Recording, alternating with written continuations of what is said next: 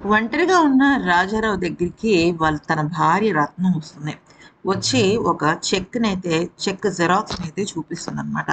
అయితే ఆ check xerox ఏంటి అంటే, శబరి ఆశ్రమానికి తన కొడుకు శంకర్ ఇచ్చిన విరాళం రూ. 5,00,000. అయితే ఆ చెక్కుని చూసిన రాజారావు షాక్ అయిపోతాడు. ఇదేంటి రత్నానికి తెలిసిపోయిందనుకుంటాడు.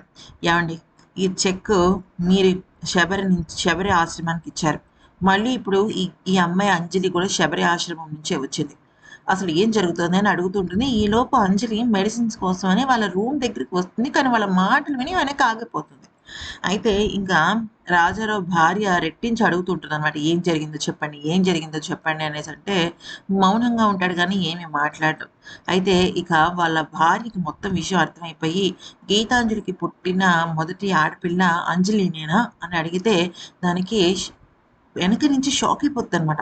అంటే అప్పటికింకా నిజం కన్ఫర్మ్ కాలేదు. అయినా కూడా షాక్ అయిపోతుంది. తన కళ్ళని, తన చెవుల్ని తను నమ్మదు. అయితే ఈలోపు ఏమవుతుంది, నా మీద ఒట్టేసి చెప్పండి అని చెప్పేసి రత్నం తన భర్త దగ్గర చచ్చినంత ఒట్టు వేయించుకుంటే, అవును రత్నం, గీతాంజలికి పుట్టిన మొదటి బిడ్డ అంజలినే.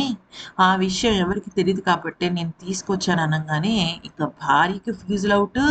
ఇక గీతాంజలి అయితే అక్కడికక్కడ అన్నీ పడేసి కుప్పకూలిపోతుందనమాట అక్కడికక్కడే.